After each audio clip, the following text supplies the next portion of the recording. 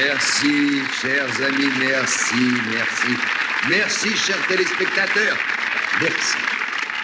Voici donc commencé notre 4e émission, Le Prix du Danger.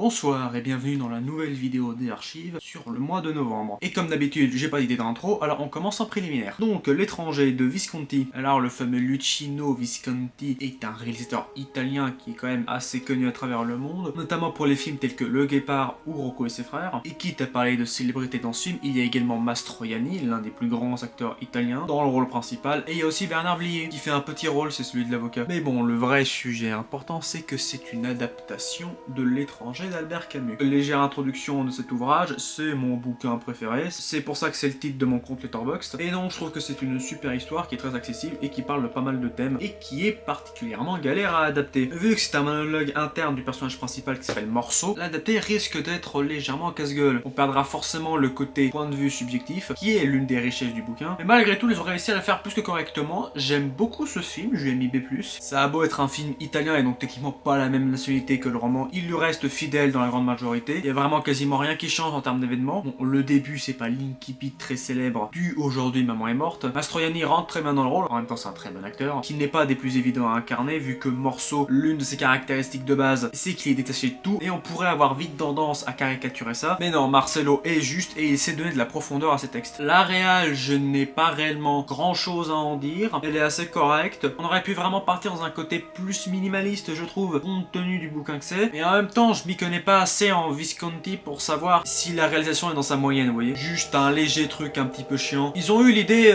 assez sympa de base de garder certaines des tirades du bouquin en voix off. D'une part, je trouve qu'ils n'utilisent pas ce mécanisme assez dans le film. Ils auraient pu faire un truc à la Scorsese où la voix off est continuelle dans le film, ne s'arrêtant pas et jouant là-dessus dans la mise en scène. Non, elle est juste là à quelques reprises. Ça aurait pu donner un effet It's Some Beautiful Take qui est considéré comme une meilleure adaptation de L'étranger que L'étranger lui-même. Et la seconde, c'est que quelquefois la voix off décrit des trucs qu'on voit à l'écran. Donc l'intérêt est moindre. En gros, sur une échelle de voix off entre trop et pas assez, ils sont moyens. Mais ne vous inquiétez pas, on n'aura pas fini de parler de L'étranger. S'en suivra un grand film, l'avant-dernier film des studios Ghibli que je n'avais pas encore vu. Celui qui reste, c'est La Tortue Rouge. Donc, bien évidemment, ce sera Le Conte de la Princesse Kaguya d'Isao Takahata. Et ce film est devenu, après un seul visionnage, mon Takahata préféré et mon deuxième film Ghibli préféré, derrière Le Vent se lève. Donc, évidemment, la note, c'est S. Et donc, premier point évident, c'est le plus beau film du studio. C'est fait en aquarelle comme Mes voisins Yamada de Takahata aussi. Et là, il a encore plus perfectionné l'animation, ce qui fait qu'à part sublime, on n'a pas d'autres mots pour l'écrire. Et la beauté du récit vient également dans sa narration de ce conte, autour de cette princesse née dans une pousse de bambou, et de sa quête de liberté, si on veut un peu résumer ce qui se passe. Autre point important, c'est chialant comme film. C'est parmi les qualités, surtout vers la fin. Attendez-vous à pleurer toutes les larmes de votre corps. Et puis aussi, je parlerai d'un tout dernier truc,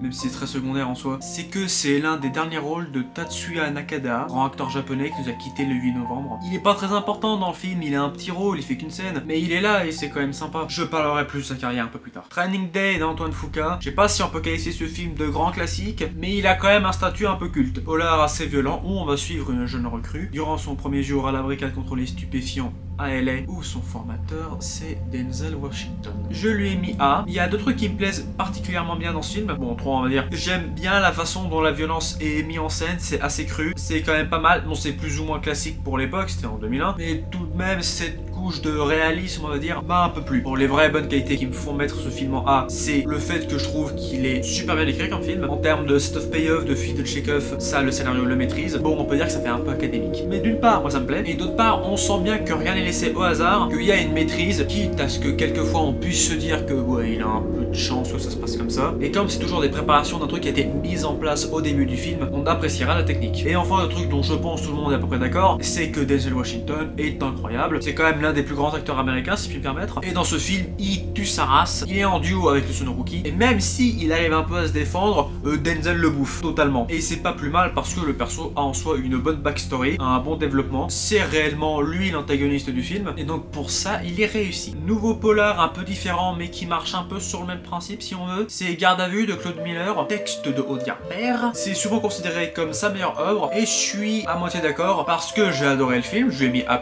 mais son meilleur film ça reste un singe en hiver. Enfin, là, je parle du film dans sa globalité. En termes de texte, est-ce que Garde à vue est mieux qu'un singe? Je ne sais pas, ça mérite un peu réflexion, ça. En tout cas, pour Garde à vue, le texte est super, hein. Il a été même récompensé pour un César, le seul que Michel a eu. Loin d'utiliser les métalepses et les métaphores que Audiard adore saupoudrer dans ses films, il est plus terre à terre et direct, même si on appréciera les bons mots. Mais donc, un bon texte, ça suffit pas non plus totalement pour faire un bon film, il faut aussi que les acteurs savent s'en servir. Bon, normalement, quand ils sont un peu bons et que le texte est super, ça coule tout seul sans forcément faire d'efforts, mais là, ils sont incroyables, donc évidemment, ça va. Et ce sera sur ce point qu'il y aura un rapport avec Training Day, c'est que c'est un tandem, pas vraiment entre un flic et un autre flic, même s'il y a deux flics, mais ce sera surtout entre notre inspecteur principal, joué par Lino Ventura, et le suspect de l'affaire, joué par Michel Serrault, que se jouera l'intrigue. L'affaire qui viole les meurtres de deux petites filles, et oui, c'est très sale comme film. Enfin, psychologiquement surtout, parce qu'on voit rien en fait. En tout cas, Lino, lui, il gère partout, donc oui, il est incroyable. Et Serrault, qui d'habitude est plus habitué au rôle comique, réussit à se défendre habilement. Et je ne dirais pas que contrairement à Training Day, il y en a un qui bouffe l'autre, en termes de jeu, j'entends. Vu que c'est ça l'intérêt du film, étant donné que c'est un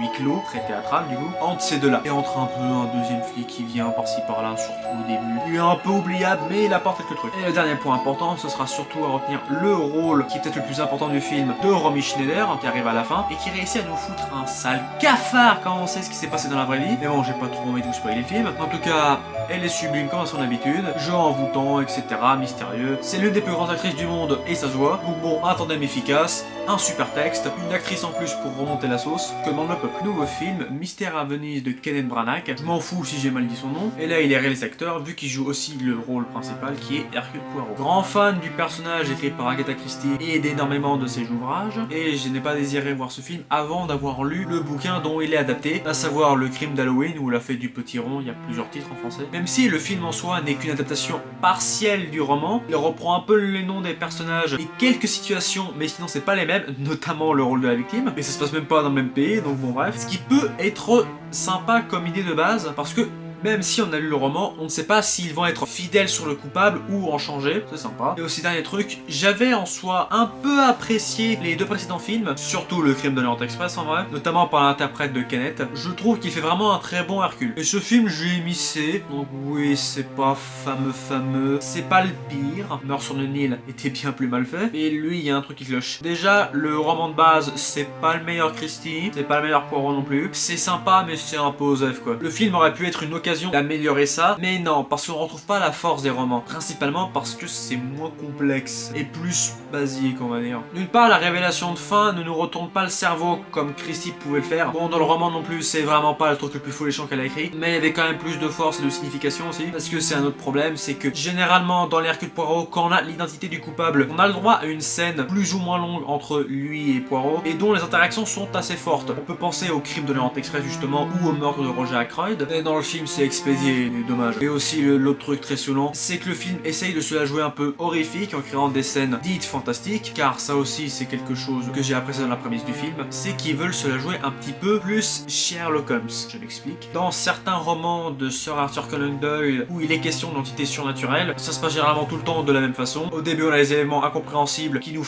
poussent à croire que c'est un fantôme ou un truc du genre. C'est un truc qu'il faisait beaucoup à la fin de sa carrière et que Christie, elle, n'a jamais fait de ce que je sais. Mais là dans le film c'est surtout juste qu'ils ont pris la solution de facilité pour justifier tout ça, et qu'aussi les scènes c'est du gros réchauffé d'horreur classique, avec pas énormément d'inventivité là-dedans, même si on notera une certaine richesse dans certains plans. Et le côté facilité scénaristique montre bien le défaut de ce film par rapport au roman d'Agatha, c'est que elle savait créer une complexité cohérente, quitte à rajouter des intrigues qui servent à rien, parce que grâce à ça, elle permettait de nous paumer un peu dans l'histoire, pour jamais qu'on sache qui sera le meurtrier, mais sans jamais nous perdre. Et c'est ce qui fait que c'est l'une des plus grandes autrices de l'univers, et que le film comparé à ça est pas à la hauteur. Autre adaptation un petit peu foireuse, c'est celle de L'étranger, on y revient, de François Ozon. Ozon qui est Ozo conjugué à la première personne du pluriel, mais aussi un cinéaste français qui a fait quelques films un peu connus, mais sinon c'est vrai que c'est pas le premier choix qu'on pourrait se dire pour adapter L'étranger. Limite Dupieux ferait un meilleur travail. Oui, j'ai pas trop aimé ce film, je lui ai mis C, donc ça passe encore. Bon, d'une part, Benjamin Voisin, qui joue le rôle principal de Morceau, cette fois-ci, a clairement pas la bonne tête pour. C'est pas tant que son interprétation est mauvaise, elle est correcte en soi. C'est juste que c'est pas du tout lui morceau et ça se voit. Il a la tête d'un héros romantique et l'étranger c'est tout sauf romantique. Mastroianni avec sa tête particulière collait beaucoup plus. Et puis de toute façon, passer après Mastroianni, c'est sûr qu'on a l'impression d'être con. Parmi les quelques trucs qui m'ont saoulé, il y a notamment l'abondance de scènes de cul. Bon, il n'y en a pas non plus énormément, mais je veux dire, ça saoule, surtout que ça raconte pas grand chose. Et ça colle pas vraiment à l'ambiance que l'étranger dégage. Et moi j'ai presque envie de dire que ça manque plus le côté beauf de Ozon. Mais bon, ça c'est spéculation. Aussi, il y a des moments pasoliniens, j'ai envie de dire, dans le sens où c'est assez allégorique. Et là encore, je trouve que c'est pas vraiment ce que le bouquin voulait dire. Ou même ce que le film avait été avant d'arriver à ces moments. C'est très discordant d'arriver à ça en fait. Autre chose, ils ont essayé de donner un côté un peu plus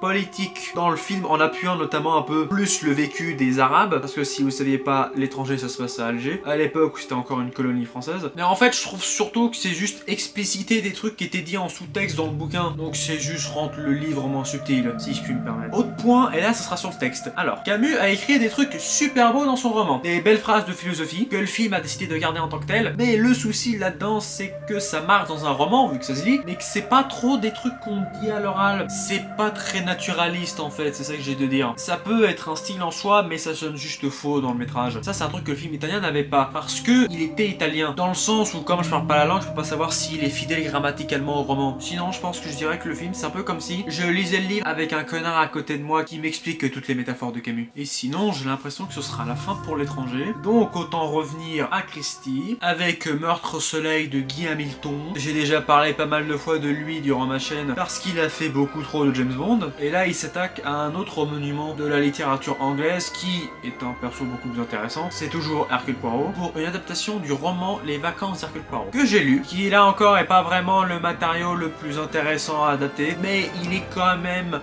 mieux que le crime d'Halloween, notamment parce que le coupable final est beaucoup plus intéressant. Enfin en tout cas, le film je lui ai mis B-, donc oui c'est le meilleur travail de Guy pour l'instant, qui veut pas dire grand chose. Et sinon en quelques mots, ça reprend assez bien en soi le scénario du roman, c'est juste que dans son rythme c'est pas tout le temps excellent, notamment ça prend beaucoup trop de temps avant d'arriver au meurtre, quasiment la moitié du film quand même, et aussi ils ont modifié certains personnages en supprimant, en rajoutant, c'était pas la meilleure des idées, c'est clairement superflu. Mais le truc qui m'a fait plus envie de m'exploser le crâne en voyant ce film, c'est Peter Ustinov, qui jouait déjà Hercule Poirot dans le premier Meurtre sur le Nil. Donc, bon déjà de base je pense que c'est l'interprète de Poirot que j'aime le moins, mais surtout le truc c'est que en version française, dans Meurtre sur le Nil, il était doublé par Roger Carrel, donc c'était cool, mais là il se double lui-même, et il sait pas jouer en français. En anglais ça passe, mais le truc c'est que quand il parle en français, il ne sait pas où mettre ses intonations, et il reste comme ça durant tout le film.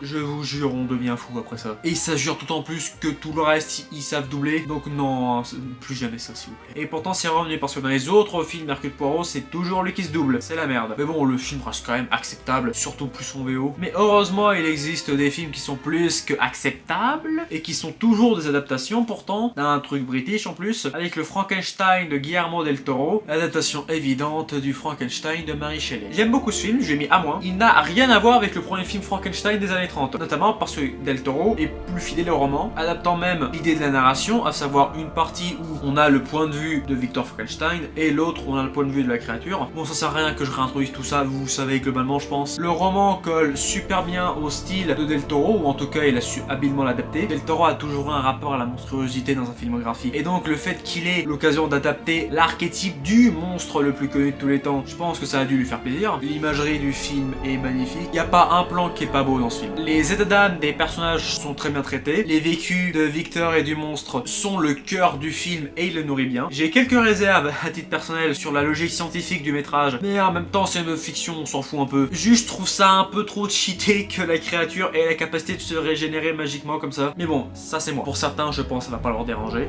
et tant mieux. Sinon aussi, le film c'est un peu pauvre créature en mieux, et en plus subtil surtout. J'espère que les fans de Yorgos Lanthimos vont pas me tomber dessus. Et sinon j'ai envie de dire que c'est un film qui fait du bien au cinéma, donc pourquoi est-ce qu'il est pas sorti au cinéma? Mais bon, en même temps je comprends, je pense que le cinéma n'aurait pas donné de budget autant pour ce film, on doit savoir. Netflix ont un peu cette qualité là, qui est de donner les 3/4 du temps une liberté assez totale à ces artistes, ce qui explique que des films comme The Forest of Love, The Irishman ou autres sont absolument incroyables et parmi les meilleurs films des années 2010, parce que leurs auteurs se sont exprimés sans limite quasiment. Après je vais pas tout le temps être gentil avec Netflix, parce que des fois ils sortent des sacrées merdes, et qui peuvent aussi être pas mal mal contrôlant à un certain moment. Et là en l'occurrence j'ai l'impression qu'ils ont un peu laissé faire Del Toro comme il voulait, et donc mathématiquement ça donne un super film. Mais là nous allons parler d'un autre genre de monstruosité, vu que cette fois-ci ce sera le film La Monstruosité, car on va parler des Schtroumpfs, le film de Chris Miller, rien à voir avec Claude Miller.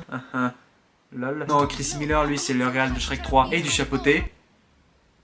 Mais là il s'attaque à un monument de la bande dessinée franco-belge, surtout belge il me semble, les Schtroumpfs, fait par Peyo. Vous connaissez ces petits bonhommes bleus, je vais pas les réintroduire. C'est le 5e film Schtroumpf à être sorti, et c'est le pire de tous. C'est même le pire film de l'année. Je l'ai carrément mis en E- tellement c'était une charrette remplie de bouse. C'est intolérable de faire un film comme ça, surtout pour des enfants. Bon, reprenons tout ça. Le film reprend l'une des idées du premier film live des Schtroumpfs, à savoir les Schtroumpfs vont être emmenés dans le monde des humains, ce qui a encore moins d'intérêt dans ce film là parce que c'est juste un décor en fait. On aurait pu écrire parfaitement le même film sans cet élément là. Bon, et en termes de scénario, qu'est-ce que ça raconte? Ce sera le méchant sorcier Razamel, le frère de Gargamel. Oui, il a un frère, vous posez pas de questions par rapport à la cohérence liée aux bandes dessinées, il y en a aucune. Qui compte donner le monde en voulant s'emparer d'un bouquin magique à la con. Et ce qu'il fera au début du film, c'est qu'il va kidnapper le grand Schtroumpf, ce qui va pousser un groupe de Schtroumpfs à essayer de le chercher. Donc il y aura surtout le Schtroumpf coquet, le Schtroumpf costaud et le Schtroumpf lulette qui seront des figurants. Et les vrais personnages importants, c'est la Schtroumpfette, qui a à peu près le même développement que dans le deuxième film des Schtroumpfs, mais en plus expédié et plus pourri. Je sais pas comment ils ont fait, mais limite bravo. Et donc l'autre Schtroumpf important, c'est le Schtroumpf sans nom. Ça, il faut que j'étale un peu. L'idée peut être intéressante. Vouloir parler de la quête identitaire de quelqu'un dans un village où ils se ressemblent à peu près tous, c'est pas con sur le principe. C'est même tellement pas con sur le principe que certaines BD des Schtroumpfs ont déjà abordé ce sujet. Ce qui me saoule là-dedans, c'est plus le fait que le film sous-entend que chaque Schtroumpf a sa propre particularité vraiment précise et qu'il n'y a que le Schtroumpf sans nom qui n'en a pas. Mais techniquement parlant, s'il n'y a pas de trait caractériel précis dans un monde où tout le monde en a,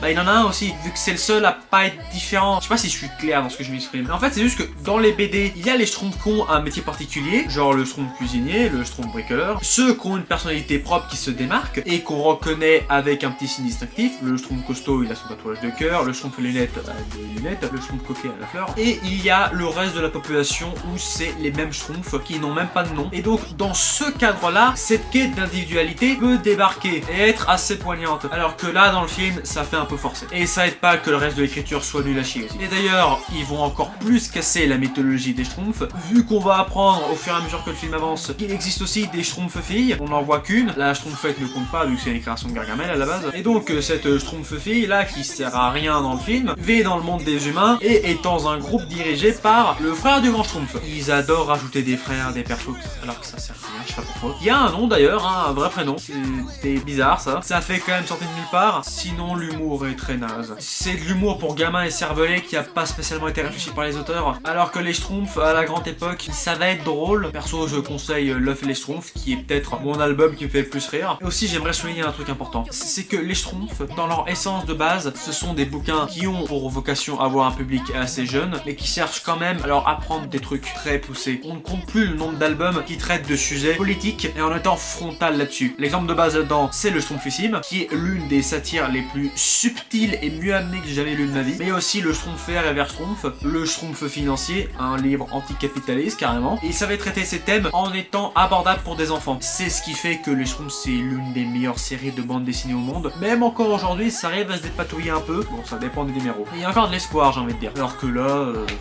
y a rien. Alors qu'on pourrait faire plus.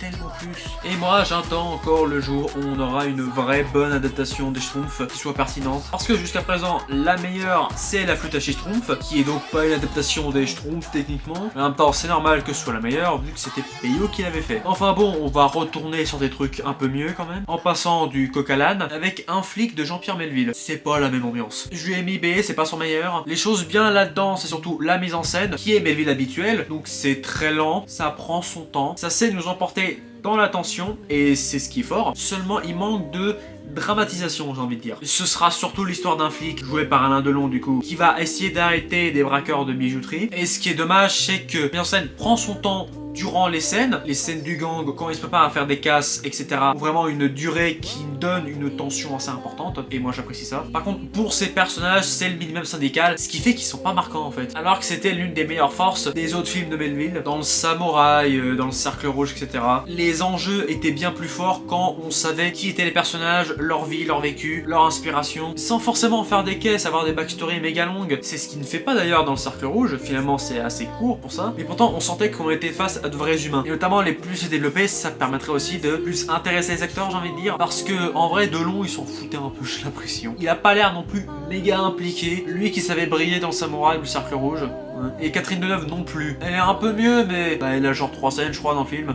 Alors que quand même, c'est aussi l'une des plus grandes actrices du monde, quoi. On peut faire mieux, voilà, c'est dommage. C'est un film qui branche à fond. Mais on a le droit à une chanson écrite par Charles Aznavour, et ça fait plaisir. Et oh putain, nous y revoilà. Nous allons rentrer dans un nouveau film James Bond, Moonraker, de Lewis Gilbert. C'est le dernier James Bond qu'il fera. Il en a fait 3. L'espion qui m'aimait et on ne vit que 2 fois. Je vais essayer d'être assez rapide. J'ai mis C. Alors c'est nul. C'est James Bond dans l'espace, derrière la fin, parce qu'avant on s'emmerde un peu. Et vous verrez rien que dans le postulat de base, il y a le défaut principal, c'est que c'est ridicule. On peut presque dire que c'est le moment où la saga James Bond saute par-dessus le requin. C'est marrant parce que le requin est dans le film MDR. Mais pour ça, il y a une raison. En fait, à la base, il voulait tout de suite adapter le bouquin Rien que pour vos yeux, qui sera le film suivant. Mais 2 ans avant la sortie de Moonraker, il est arrivé quelque chose d'assez impactant dans le milieu de la pop culture, et c'est Star Wars. Donc les gens étaient branchés vaisseaux spatiaux, alors ils ont voulu surfer sur le succès en mettant James Bond dans l'espace. Ce qui prouve bien que cette saga est gérée par des rats qui ne pensent pas aux choix artistiques ou aux promesses qu'ils ont tenues, mais juste à se faire du fric en surfant sur un truc populaire. Et donc par extension de ça, le méchant aussi est naze, c'est littéralement un méchant de Totally Spice, il est aussi con qu'un panier, les scènes d'action sont pas marquantes, l'infiltration non plus vu que James Bond est toujours un espion de merde, la James Bond girl de l'épisode est pas marquante, j'ai déjà oublié qui c'était. Mais,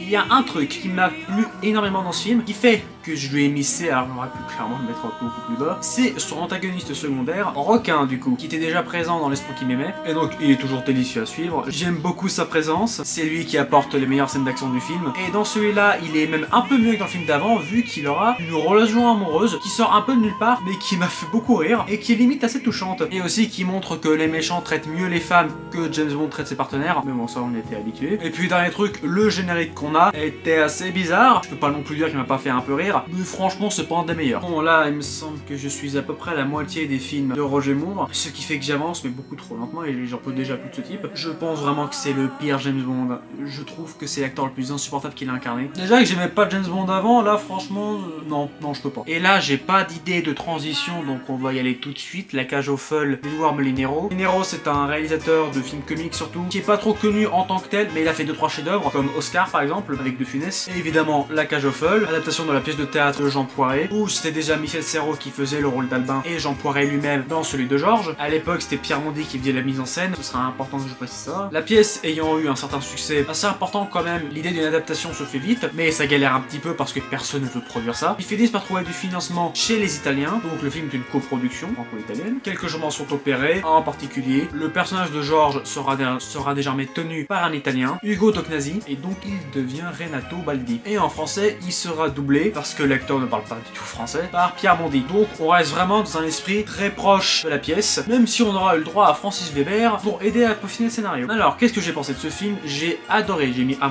Donc, vous savez probablement à peu près quelques idées du scénario. Ça se passe dans un cabaret de travestis où le patron, qui est né Renato, vit avec son compagnon, Albin, joué par Serrault du coup, et qui est également la vedette principale du cabaret, où un problème, c'est leur fils qui s'est trouvé une charmante petite amie et il veut faire croire à ses parents conservateurs que ses parents à lui ne sont pas gays. D'ailleurs, père conservateur joué par Michel Caladru, il est génial, mais la question c'est est-ce que le film a vieilli? Pas sûr. Je trouve vraiment qu'il est vraiment respectueux vis-à-vis de la communauté, parce que les persos sont pas vraiment caricaturaux en fait. À part peut-être un peu Michel Serrault qui est vraiment la folle, et là ça peut être un peu saoulant parfois. Mais ça, c'est vraiment de les montrer comme des gens normaux, chose qui était méga rare à l'époque, qui arrivait même quasiment jamais. Il est précurseur ce film à ce niveau-là, et il fait ça avec un respect, tout en étant super drôle. C'est grâce notamment au duo d'acteurs principaux, Ugo Joe Dognazi, je le connaissais pas avant, il était super là-dedans. Il avait une justesse. Pierre Mondet, il a super bien doublé. Et Michel Serrault, j'ai déjà voué ses talents d'acteur dans un numéro précédent. Et là, c'est le comique, c'est un peu sa marque de fabrique. Et c'est fait à la perfection. Surtout pour un personnage aussi extravagant que le sien, ça aurait pu tomber un peu dans le ridicule. À quelques moments, on le frôle, je dois dire. Mais vu que c'est fait avec une sincérité, le film marche. Et en plus, petit bonus, la musique, c'est Ennio Morricone qui l'a fait. Alors, c'est sûr que c'est pas sa plus grande partition, mais même le moins bon d'Ennio Morricone, c'est supérieur à quasiment tout ce qui existe. Donc là, les musiques sont vraiment tout à fait sympas. On va parler d'une autre adaptation, mais d'un bouquin cette fois-ci, Running Man de Paul Michael Glaser. Et c'est pas Joel Clodo qui a adapté, c'est Stephen King. Il a 2-3 succès dans sa vie. Et Running Man, c'est très sympa. Je lui ai mis B+. C'est notamment assuré par la performance de Schwarzenegger, un excellent acteur, qui est très bien dans les rôles qu'on lui donne. Si on veut lui faire jouer d'autres trucs, peut-être que ce serait un peu de la merde, mais en même temps, il a pas eu beaucoup l'occasion de faire ça. Et là, c'est sûr que c'est un personnage très réganien en soi, donc il aura pas une grande profondeur, on va pas se mentir, mais c'est pas là-dedans qui fait la force du film. C'est plus le commentaire social qui est quand même vraiment bien fait. On est dans le futur, en 2017, donc vraiment dans très très longtemps. Le monde est dans une dictature totalitaire et on essaye de noyer le cerveau des gens à l'aide de la télévision en leur proposant des émissions extrêmement violentes pour les satisfaire, les divertir et pas trop qu'ils se rebellent. Bon, en fait, tu modifies télévision par la chaîne de MrBeast et c'est à peu près accurate. L'émission la plus vue, c'est The Running Man, où le concept c'est que ce sont des détenus qui doivent survivre pendant 24 heures, il me semble, je sais plus si c'est dit, contre des tueurs dans un terrain donné. C'est un peu des gladiateurs à l'époque moderne. Et s'ils y parviennent, ils auront leur liberté. Et donc oui, cette émission, c'est de la bonne télévision. Donc oui, c'est un film qui parle de l'endoctrinement par les médias, et comme je l'ai précisé dans mon introduction, ça nous rappelle énormément de choses qui se passent en ce moment. Donc toute cette partie-là dans le film est super bien gérée. Le présentateur télé et le patron de la chaîne, qui dans ce film sont une seule et même personne, on va voir que c'est pas toujours le cas dans ce genre de critique, remplissent leur rôle à la perfection. La critique sur le désir morbide des gens à vouloir voir d'autres gens souffrir est là encore réussie, je trouve. Le film en soi une bonne critique, pas la plus subtile, c'est pas le meilleur des mondes, mais au moins elle nous divertit bien en soi, en nous rappelant ses thèmes, à l'aide des combats d'action qui sont assurés par Schwarzy, donc il y a des bonnes répliques, c'est toujours sympa. La colorimétrie est assez bien maîtrisée, j'aime bien cette abondance de rouge par exemple. C'est facile mais ça marche bien avec le style. Et non, je trouve quand même que c'est un film qui est assez réussi. Je dirais pas non plus totalement en avance sur son temps, mais il y a de l'idée, parce que comme dans toute bonne dystopie, elle nous fait réfléchir sur notre présent. Ce film avait reçu des critiques de son temps parce que, selon pas mal de gens, elle plagiait énormément un autre film qui est Le Prix du Danger d'Yves Boisset. Alors le concept est un peu le même, seulement là c'est pas des détenus, c'est des gens tout à fait normaux qui ont choisi eux-mêmes de leur propre chef, on leur a pas forcément demandé de s'inscrire à l'émission, qui consiste justement à survivre durant 24 heures à Paris même, ce coup-ci, ils ont toute la ville, face à des tueurs qui eux aussi sont des personnes normales. Donc oui, il y a pas mal de concepts similaires, mais c'est pas exactement la même chose, surtout que les romans de base, parce que Le Prix du Danger est une adaptation aussi, sont sortis en même temps, je crois. Donc je crois pas qu'il y ait eu de l'inspiration de l'un de l'autre, mais en tout cas, ce film, qu'est-ce que j'en ai pensé? Je lui ai mis A, j'ai adoré, je kiffe plus encore que Running Man. Le film est plus subtil, plus amer, plus viscéral, j'ai envie de dire. Notre personnage principal n'a pas spécialement de personnalité marquée comme avec Schwarzy dans Running Man, mais le fait que lui, il soit vraiment juste une personne normale qui simplement par son franc-parler va loin dans l'émission me fait un peu plus l'aimer, mais pas de grand chose. Ce qui marchera surtout, c'est le présentateur qui là dans ce film est bien une personne différente du grand patron, surtout qu'en plus la chaîne de télé a plusieurs personnes qui la gèrent, on sent bien une pluralité de personnalités à ce niveau-là. Mais donc le présentateur joué par Michel Piccoli est génial, c'est un grand acteur français, Piccoli, vous avez probablement entendu parler de lui, et là il fait l'un de ses meilleurs rôles, il est à fond dedans, il est détestable à souhait, c'est un excellent antagoniste. Là encore une fois, c'est de la bonne télévision. Et non, sinon, à part ça, j'ai pas vraiment grand chose à dire. Si on compare tout de suite à Running Man, c'est un peu pareil, c'est vrai, mais le Prix du Danger est plus dark. À vous de voir, qu'est-ce que vous préférez? Moi, je pense que c'est assez évident. On va continuer sur le même thème, mais moins dystopique, plus ancré dans le réel de nos vies présentes, il y a 50 ans, avec Network de Sidney Lumet. Lumet, je sais pas si vous avez entendu parler de ce type, dites-vous juste qu'il a réalisé le meilleur film de tous les temps, Les 12 hommes en colère, et sinon, il sait se débrouiller. Donc, Network, de quoi ça parle? Le sujet principal, c'est les télévangélistes. Donc en gros, c'est de la bonne télévision. Sujet de base, un présentateur télé va se faire virer, mais avant ça il réussit tout de même à dire dans son émission qu'il va se suicider en direct à la télé. Ça crée un certain scandale, mais les grands patrons du studio y voient un moyen de faire du fric.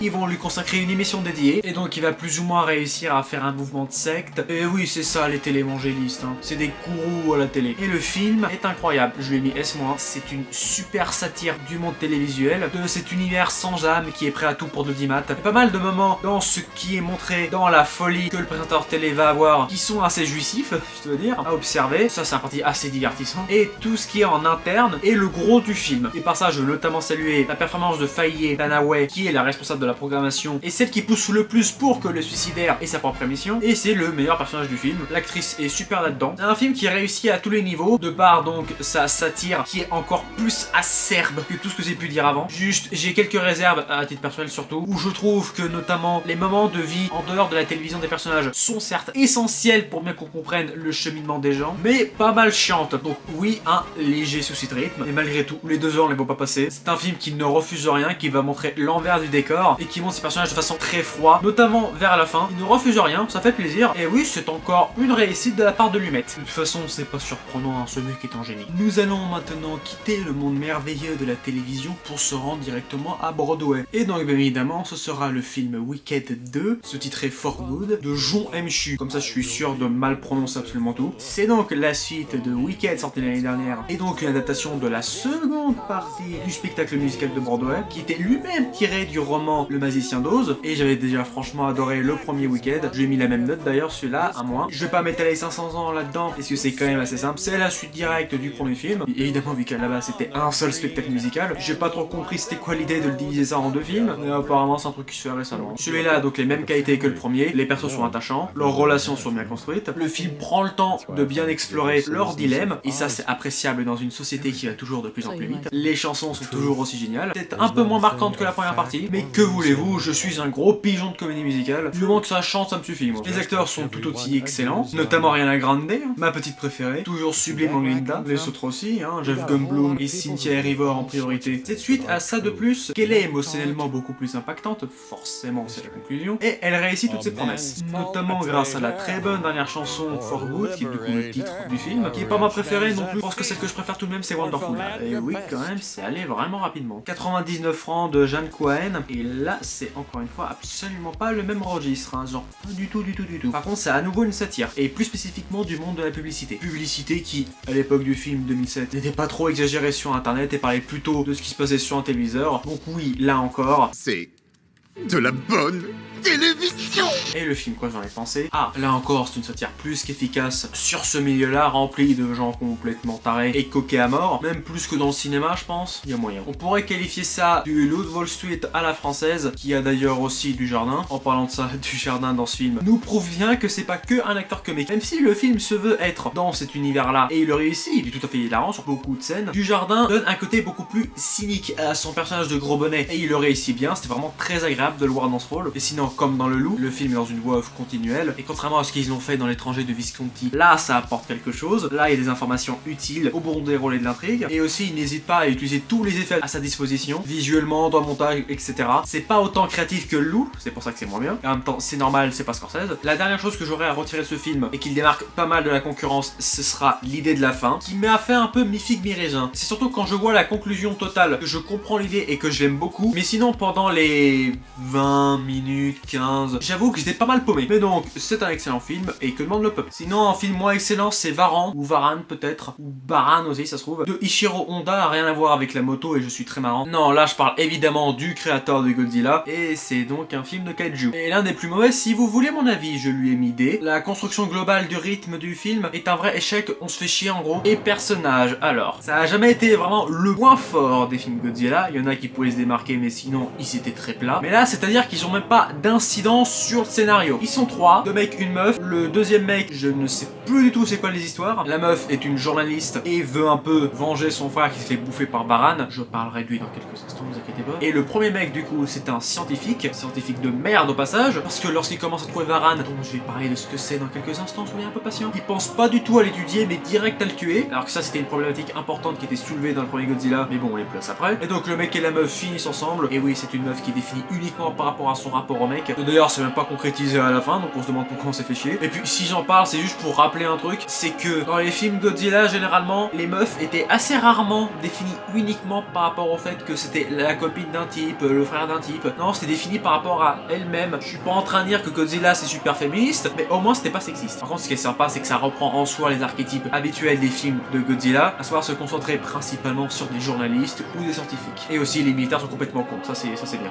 Et justement, si on reprend l'histoire des films de kaiju. À l'époque de sortie de Varan, il n'existait uniquement que Godzilla et Rodan. Rodan c'est un ptérodactyle. Et oui, techniquement il y avait King Kong aussi, mais on va dire qu'on va oublier. Et il y avait aussi la prisonnière des Martiens de Honda. Il n'y a pas de kaiju là-dedans, c'est un robot géant, c'est pas pareil. Et le monstre des dents perdues, mais ça c'est un film américain réalisé par un français, c'est une autre histoire. En tout cas, kaiju bien japonais, il y avait que Godzilla et Rodan. Et Anguirus, mais lui c'est dans un film Godzilla, donc ça compte pas. Mais il s'inspire mal de ces films précurseurs, parce qu'il ne trouve pas les commentaires sociaux, politiques, tout en finesse du premier Godzilla, et il est encore plus chiant que le Rodin, parce qu'il a pas la mélancolie de la scène de fin. En plus, la solution pour le battre a été franchement flemmarde. Mais donc, ce qui nous reste de cool dans ce film, c'est tout de même un peu Varan. Et qu'est-ce que c'est comme créature? C'est un écureuil volant géant en lézard. Il a un design très cool, je veux dire. Par contre, ce qui est dommage, c'est qu'ils n'utilisent pas ses outils à lui pour se démarquer, vu que l'aspect écureuil volant, donc en détaplane quoi, n'est utilisé que pendant une scène. Et ça, c'était un truc qui était pourtant assez sympa dans le film Rodan, c'est que vu que c'était un ptérodactyle, c'est pas du tout les mêmes dynamiques en termes de scène de destruction qu'avec Godzilla. Et c'est aussi pour ça que des films comme Mothra sont les meilleurs. Là où Varan, ça fait un peu pauvre et réchauffé. En plus, les scènes de destruction sont moins marquantes. Il n'y a pas l'horreur glaciale et écrasante que Godzilla avait dans son film. Ça reste toujours mieux que le retour de Godzilla. Et après avoir parlé d'une déception, d'une saga que j'aime bien, parlons d'une réussite, d'une saga que j'aime pas, avec Rien que pour vos yeux, de John Glenn, donc un James Bond, et qui, malgré le fait qu'il est l'affiche la plus beauf de cette saga, est un de mes préférés pour l'instant. Je lui ai mis B-. Oui, c'est pas un chef-d'œuvre, hein, mais n'empêche, il a su me divertir. Déjà, les scènes d'action sont dans leur grande majorité très cool. Vraiment, là, on ressent de la tension. On se demande vraiment comment James va survivre, et les chorégraphies sont cool. L'action est sympa, c'est beaucoup mieux que tout ce qui nous a servi avant. Par exemple, les scènes en course-poursuite, en voiture ou sur le ski étaient quand même assez prenantes. Mais ma préférée, ça reste l'escalade de la montagne, qui est moins fort que dans Tintin, mais efficace quand même. Bon, James Bond est toujours un perso de merde, mais dans ce film, j'ai envie de dire qu'il est un peu moins supportable, limite appréciable. Le générique, je l'aime pas trop par contre, hein, parce que en vrai, le visuel est un peu ridicule, je trouve, et la musique, c'était pas mon genre. Un truc que j'ai apprécié aussi à mi-temps, c'était notre James Bond Girl. À mi-temps, parce que d'un côté, j'aime bien le fait que c'est une histoire de vengeance, son père s'est fait tuer par le méchant, donc elle a envie de le tuer, voilà. C'est des histoires qui généralement m'attirent bien, et dans le film, c'est assez bien traité, même si James Bond fait un peu l'hypocrite, hein. Par contre, le fait qu'à la fin, elle tombe amoureuse magiquement pour la scène de cul obligatoire, bah pareil, ça me saoule toujours autant. Et puis l'actrice, c'est Carole Bouquet, grande actrice de France, qui est notamment connue pour avoir joué dans la scène finale de Buffet Froid, où elle avait un peu le même archétype de personnage en vrai. Elle est pas non plus génialissime. En fait, elle joue un peu comme dans un film de Blier, et ça colle pas tout à fait exactement au ton, hein, notamment en VF, parce que c'est elle qui se double en plus. Elle était beaucoup plus convaincante dans Trop belle pour toi, mais là encore, c'est un Blier. Là, j'étais quand même très sympa envers ce film, qui est peut-être le meilleur de Roger Moore, et je vais être méchant pour la fin. La scène de début, je l'ai détestée. Elle n'a rien à voir avec le reste du film, mais elle est insupportable et c'est un problème de droit. Parce qu'on retrouve Blofeld, le patron du Spectre, l'organisation maléfique que combat James Bond dans pas mal de ses films, et il le tue en mode cartoon, sans aucune once de respect pour le personnage, alors que moi j'avais par exemple beaucoup apprécié. Le pire c'est que ça avait à peu près bien commencé, je veux dire, c'était James Bond qui se recueillait sur la tombe de sa femme, même si ça n'avait aucun sens, parce que c'était pas Roger Moore qui l'incarnait quand il s'est marié, c'était l'acteur qui avait fait qu'un film. Malgré tout, ça fait apprécier la continuité. Et pour que ça se finisse sur un truc comme ça, alors que la scène d'action, l'hélico, était un peu sympathique, non vraiment, j'ai trouvé ça insupportable. Ça, c'était un problème de droit, parce que les producteurs des films de l'époque avaient perdu les droits du Spectre. Ils pouvaient utiliser le personnage de James Bond, mais ils pouvaient pas utiliser ceux liés au Spectre. Ah non, mais les droits d'auteur, c'est un sacré bordel,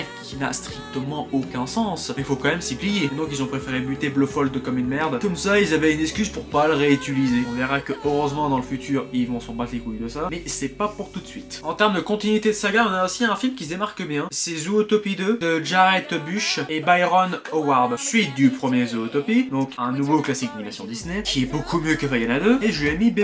Si vous vous demandez, c'est la même note que le premier film. Oui, je les ai autant appréciés l'un que l'autre. Parce qu'il y a après les mêmes qualités, l'animation est super, c'est Disney, hein, what else. Les commentaires sociaux sont toujours aussi prenantes et bien appuyées, je dirais même légèrement plus pertinentes au niveau du sujet qui sont spécialement abordés dans ce film, vu que c'est un peu sur les étrangers. C'est toute la symbolique du serpent, ça marche très bien. Vu que si vous savez pas l'histoire, c'est un serpent qui débarque à Zootopie alors qu'on en avait pas vu depuis des décennies. Il va voler un bouquin qui est genre trésor historique pour une partie de la ville, et c'est ce qui démarre l'intrigue. Donc on peut légèrement dire que ça fait Redcon, mais contrairement à Vice Versa 2, c'est pas trop incohérent. Nos personnages sont très bien repris et ont toujours la dynamique qui marche bien entre eux. Et puis l'un des défauts du premier film, c'était la séparation vers le troisième acte qui était forcée à donf. Et là on a pas ça, c'est quand même beaucoup plus subtil et plus en raccord avec les persos. Parce qu'il y aura en soi une séparation, sans trop spoiler, mais c'est pas parce que nos persos sont cons là, c'est à cause d'autres soucis, hein, je vous laisserai découvrir. L'humour fonctionne et ça c'est bien. Parce que dans Vaiana 2 par exemple ça fonctionnait pas trop. Là il y a beaucoup de gars qui m'ont fait très rire. Des fois c'était un peu trop appuyé. Genre le perso de la Castor par exemple. Quelquefois on aurait pu un peu moins accentuer son caractère. Mais dans l'ensemble ça marche très bien. Donc oui limite je l'ai même peut-être préféré au premier premier film. Le gros truc qui m'a saoulé énormément là-dedans, c'est surtout les grosses références au premier film qui sont pas subtiles pour un sou. Et on sent que c'est un genre de cahier des charges qui se sentent obligés de faire pour faire plaisir aux fans. Et puis il y a aussi des développements qui sont n'importe quoi desques pour le dérouler de l'intrigue, donc techniquement il y a une utilité. Mais on aurait pu faire passer ça mieux. Mais en tout cas, ça reste un bon film et ça me fait un peu peur en vrai. Parce que Disney a vraiment cette envie de capitaliser sur les suites, sur la nostalgie. On le voit avec le remake de merde. Et là, le fait que des films originaux ne fonctionnent pas, comme Helio par exemple, mais que des films de franchise comme Zootopie, eux, ont un gros succès et vont avoir une note assez élevée au box-office, je pense, me font dire qu'un de ces jours, ils vont vraiment plus rien tenter. Mais n'empêche, faire des suites, c'est toujours mieux que de faire des remakes de merde. Ça, je dirais toute ma vie. En parlant de remake, The Running Man, du coup, d'Edgar Wright. Edgar Wright, en termes de réalisateur de génie, ça se place haut. Et il a donc décidé de réadapter le Running Man de Stephen King en faisant le remake, du coup, du Running Man de je sais plus qui, avec Schwarzy, pour cette année. Et c'était tout à fait sympathique, je lui ai mis B+.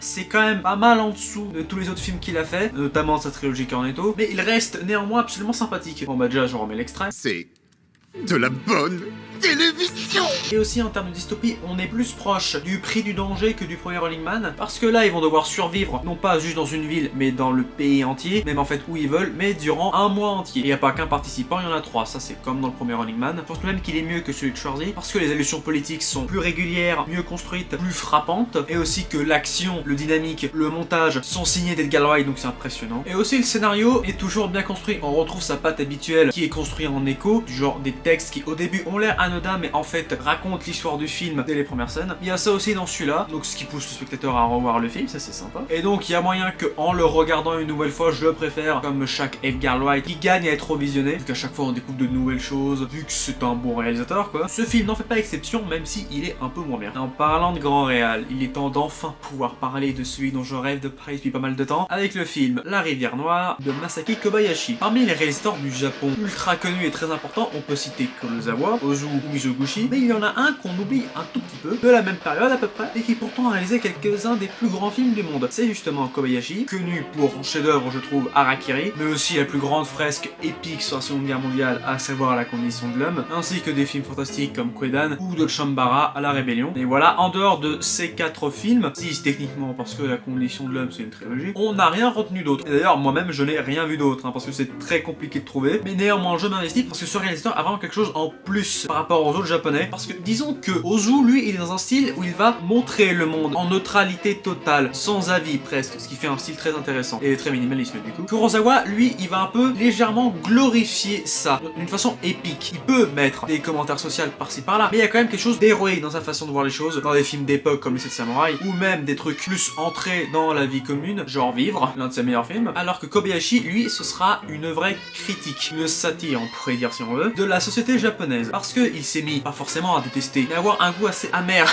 vis-à-vis de son gouvernement, de sa culture, etc. à cause de la Seconde Guerre mondiale, justement, on revient toujours à ça. Et il va infuser cet esprit de révolte dans chacun de ses métrages. Et justement, La Rivière Noire en fait partie. Je lui ai mis A+, excellent film. Alors, je vous préviens, on n'est pas là pour rigoler. C'est le film le plus sombre qu'il a fait de sa carrière, et pourtant La Condition de l'homme et Harakiri c'est vénère. On peut voir ça en 2 histoires un peu séparées, avec 2-3 liens qui se recoupent, mais vraiment on aurait quasiment pu faire 2 films sur chacun des thèmes. Donc le premier est le moins intéressant, le plus chiant, celui qu'on préfère oublier, ce sera la vie en commun dans un logement un peu délabré, proche d'une base militaire américaine, parce que ça se passe quelques temps après la Seconde Guerre. Le film est très marqué par cet événement, mais surtout par les ricains, du coup je réexpliquerai ça un peu plus tard. En tout cas, cette partie-là nous montre effectivement la pauvreté, la misérabilité des individus, ainsi qu'un peu leur déshumanisation, mais tout ça c'est une critique, évidente, et qui se termine, pour pas spoiler, très mal pour les personnages. Vous verrez si vous décidez de regarder le film, qui est super galère à trouver d'ailleurs au passage. Moi j'ai trouvé uniquement avec des sous-titres anglais, donc c'était assez compliqué de tout comprendre, et malgré tout j'ai quand même réussi à apprécier la seconde partie de l'histoire autour d'un triangle amoureux. Donc je vais les introduire tous les 3 du coup. Le premier c'est le protagoniste on va dire, c'est un peu genre une tranche de pain de mie, mais c'est pas grave parce que c'est ce qui gravite autour de lui qui est intéressant. Pour résumer l'histoire, c'est un étudiant qui va emménager dans le logement que j'ai présenté tout à l'heure, donc c'est ça qui fait que ça recoupe un peu l'histoire. Et donc lui il va s'amouracher d'une serveuse jouée par Fumio Watanabe, grande actrice japonaise, et l'histoire c'est qu'elle va se faire violer par le yakuza du coin. Donc quand je vous ai dit que c'est vraiment l'histoire la plus sombre et pessimiste de Kobayashi, c'est que c'est l'histoire la plus sombre et pessimiste de Kobayashi. Yakuza du coup qui s'appelle